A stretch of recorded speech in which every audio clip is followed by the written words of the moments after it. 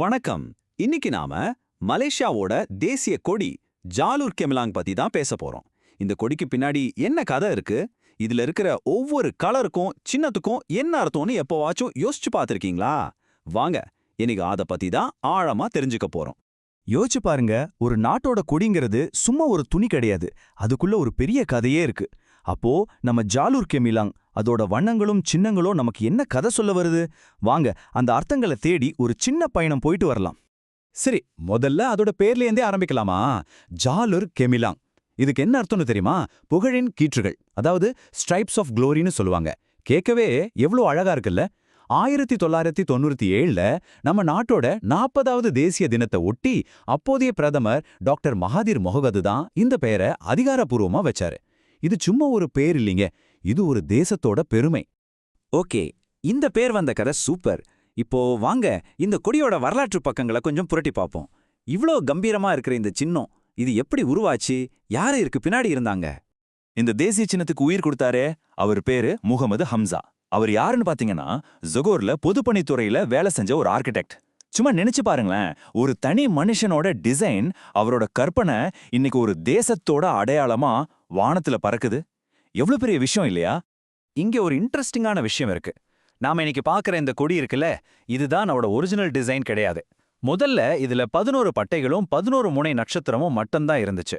அப்புறம் 1963ல மலேசியா உருவானது இல்லையா, அப்போ புதுசா சேர்ந்த மாநிலங்களையும் சேர்த்து குறிக்கிறதுக்காக இத 14 பட்டைகள் 14 முனை நட்சத்திரமா மாத்துனாங்க. பாருங்க, நாடு வளர வளர நம்ம கொடியும் வளர்ந்திருக்கு. கொடியோட வரலாறு எவ்வளவு சுவாரஸ்யமா இருக்கு பாத்தீங்களா? சரி, இப்போ வாங்க அதோட இதயத்துக்குள்ள போவோம். அதாவது அதுல இருக்கிற ஒவ்வொரு சின்னமும் ஒவ்வொரு கலரும் நமக்கு என்ன சொல்ல வருது, அதோட ரகசியங்களை ஒன்னொன்னா அழுத்து பார்க்கலாம். இப்போ கொடியோட அந்த டாப் லெஃப்ட் கார்னர்ல ஒரு நீல கலர் பாக்ஸ் இருக்குல்ல, அத பாருங்க. அதுக்குள்ள 2 ரொம்ப முக்கியமான சின்னங்கள் இருக்கு. முதல்ல பிறை நிலவு. இது நம்ம நாட்டோட அதிகாரப்பூர்வ மதமான இஸ்லாத்தை குறிக்குது. அதுக்கு பக்கத்திலே இருக்கிற அந்த 14 முனை நட்சத்திரம் இருக்கே, அதுதான் மலேசியாவோட 13 மாநிலங்களையும் கூட்டரசு பிரதேசங்களையும் ஒன்னா இணைக்கிற ஒற்றுமையோட அடையாளம். அடுத்து கலர்ஸ். இது வெறும் கலர்ஸ் இல்லைங்க, இது மலேசியாவோட கேரக்டரே சொல்லுது. சிவப்பு நிறம் நம்ம மக்களோட தைரியத்தையும் விடாமுயற்சியும் காட்டுது. வெள்ளை தூய்மையையும் நேர்மையையும் குறிக்குது. அந்த நீல நிறம் இருக்கே, அதுதான் பல இன மக்கள் ஒன்னா வாழ்ற அந்த ஒற்றுமையோட அடையாளம். கடைசியா மஞ்சள், இது நம்ம மன்னர்களோட இறையாண்மையை குறிக்கிற அரச நிறம். இந்த 4 கலர்ஸும் சேர்ந்துதான் மலேசியாவோட கதையே முழுசா சொல்லுது. ஓகே, இப்போ கொடியோட அர்த்தம் எல்லாம் நமக்கு நல்லா தெரியும். ஆனா இவ்ளோ ஸ்பெஷலான ஒரு சின்னத்தை நாம எப்படி மதிக்கணும்? அதுக்குன்னு சில வழிமுறைகள் இருக்கு. அதையும் நம்ம கண்டிப்பா தெரிஞ்சுக்கணும். வாங்க பார்க்கலாம். நம்ம தேசிய கொடிக்கு மரியாதை கொடுக்கறது நம்ம ஒவ்வொருத்தரோட கடமை. இதுல ஒரு 3 முக்கியமான விஷயங்களை எப்போ ஞாபகம் வச்சுக்கணும். 1, கொடி ஏத்தும் போது நாம எழுந்து நின்னு அட்டென்ஷன்ல மரியாதை கொடுக்கணும். 2, ரொம்ப முக்கியமா கொடி எப்பவுமே தரையில படவே கூடாது. 3, பழைய கிழிஞ்சு போன கொடிகளை எங்கேயாவது தூக்கி போடாம அதை முறையா ஏறிச்சு அப்புறப்படுத்தணும். இதுதான் நாம நம்ம கொடிக்கு கொடுக்கிற உண்மையான மரியாதை. ஸோ அதோட வரலாறு, அதில் இருக்கிற கலர்ஸ், சின்னங்கள்னு எல்லாத்தையும் சேர்த்து பார்க்கும்போது நமக்கு ஒன்று தெளிவா புரியுது.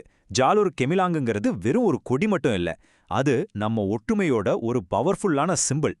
சொல்லப்போனா இது ஒவ்வொரு மலேசியரையும் ஒன்னா இணைக்கிற ஒரு நூல் மாதிரி. வரலாறு, நம்பிக்கை, ஒற்றுமைங்கிற 3 இழைகளால பின்னப்பட்ட ஒரு நூல். இந்த ஒரு வரி போதும் ஜாலூர் கெமிலாங்கோட மொத்த அர்த்தத்தையும் புரிஞ்சுக்க. இன்னைக்கு நாம மலேசிய கொடியோட ஆழமான கதையை தெரிஞ்சுக்கிட்டோம். இப்போ உங்களுக்கான ஒரு கேள்வி. நீங்க எந்த நாட்டுல இருந்தாலும் சரி, உங்க நாட்டோட கொடி உங்களுக்கு என்ன கதை சொல்லுது? அதை பார்க்கும்போது அதோட கலர்ஸும் சிம்பிள்ஸும் உங்களுக்குள்ள என்ன மாதிரியான உணர்வுகளை கொண்டு வருது? கொஞ்சம் யோசிச்சு பாருங்களேன்.